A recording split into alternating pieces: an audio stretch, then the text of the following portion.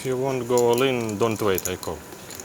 Vamplew all in, the insta-call, and Litvinov not happy. How on earth have they both got kings? What is going on? I played this hand really stupidly.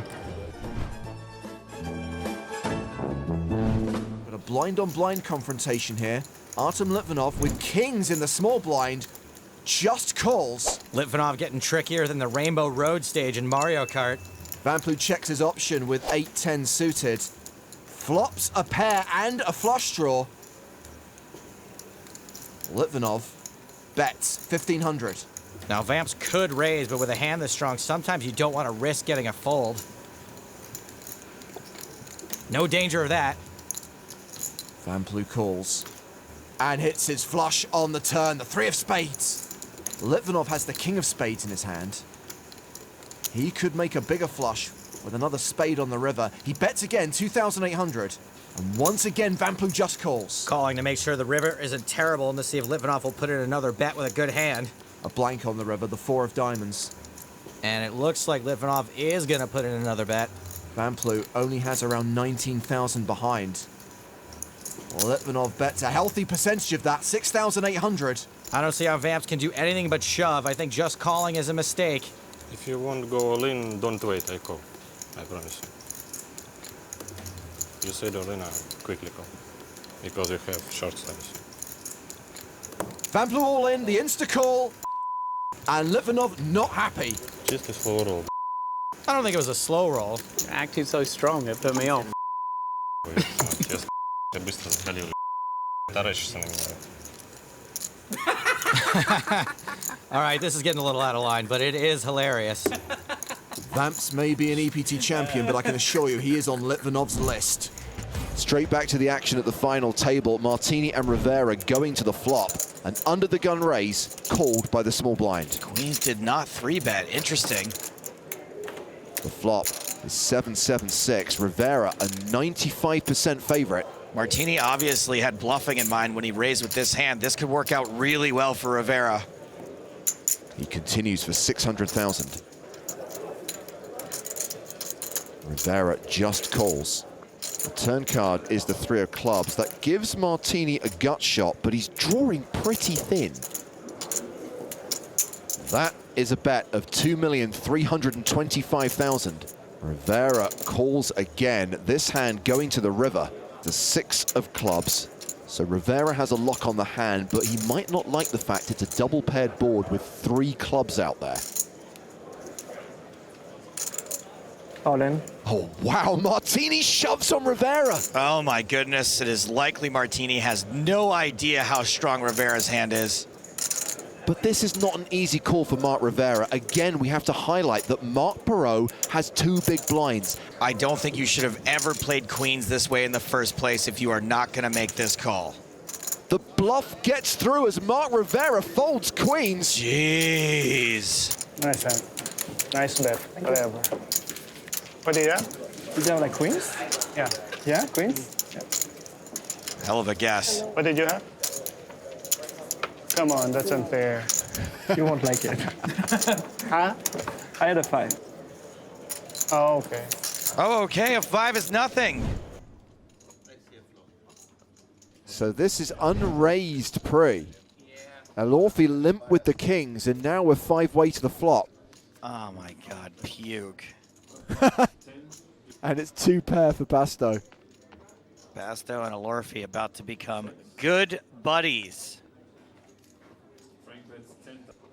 Now we get aggressive with the kings. One step too late. You got a big pair, haven't you? No! Oh my god, what a slow roll. He's got to prove his read is right before making the right read. Yeah. Oh my god, get over yourself. Well, just a little deuce on the turn would be some justice. Please put a deuce. No justice. And round to Sam Greenwood in the small blind. And the table shorty's got kings. Sam made the final table in Malta just a few months ago. Beast. He limps in, giving Kanit the opportunity to see a free flop. Well, this hand is so bad, he might feel compelled to raise it. Hashtag raise it. Sure enough, he makes it 125,000. My guess is that these two have a lot of backstory. No re-raise from Greenwood, still playing it slow. The backstory story checks out. The flop is 8-6-5. It's a gut shot for Kanit. Greenwood, a 4-1 favorite with kings. Does he continue with the gut shot? No, he checks behind. Kanit pairs his deuce on the turn, picking up additional outs. Greenwood, still a 4-1 favorite. Delayed c-bet? No, once again it goes check, check. A 7 on the river. That's a straight for Kanit. Sam wanted to let Mustafa hang himself, but instead he let him get there. Now we should see a bet from Mustafa. This is just so gross. How do you make the best hand with 9 deuce? 225,000. I played this hand really stupidly. Even though it's a bad board, Mustafa could easily be bluffing. An incredibly reluctant call from Greenwood. That's gonna leave a mark. A big pair? No. I mean, whatever, she wouldn't find out yet. You don't want us to know? What? No. Pocket kings. Sorensson raises under the gun.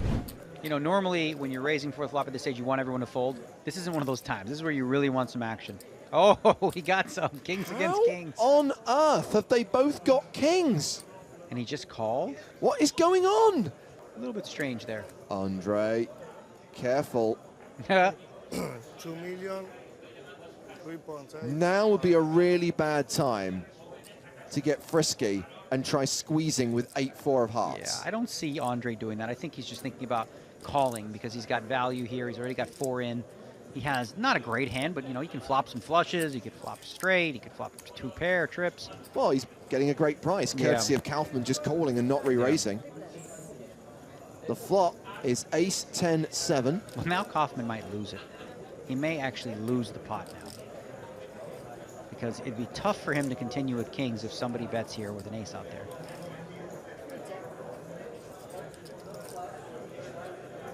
It's the one card when you have 2 kings, you think, okay, no ace, no ace, no ace, no ace. Oh, ace, Everybody checks, and we get the deuce of hearts. Well, that gives Akkari a flush draw now. So if he were to take initiative, he might be able to win it.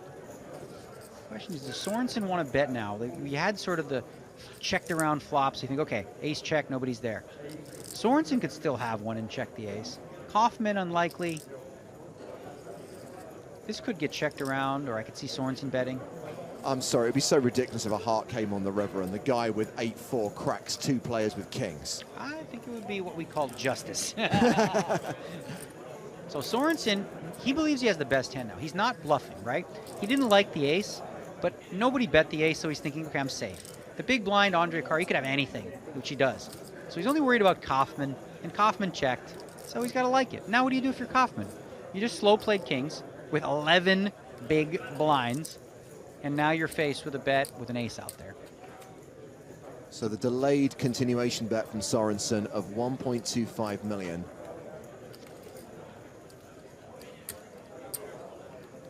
Is Kaufman going to continue playing this slow and just call? Well, I don't think raising now makes a lot of sense. Good point with the ace out there. So Kaufman calls, and now Andre's getting a really good price to draw to his flush. Absolutely. You know, if you're really on and you think they both don't have an ace here, you could make that check raise play, but it looks like Andre takes the safer route. Gonna call, try to catch that flush, getting a really good price. 6.75 million in the middle, still 3 players going to the river. And that river card is a heart! 90-90 boo-boo. I can't believe it. Andre Akkari rivers the flush. Oh, when you're Kaufman and you're that short, you don't really want 2 people in, you just want 1. I mean, 2 doesn't. It Checked around. Gets checked to showdown, and Andre somewhat embarrassingly shows I've got. I don't think he's embarrassed at all. And both players muck their kings because they cannot win. I think the embarrassment should be in Kaufman right now for going, why did I allow this to happen?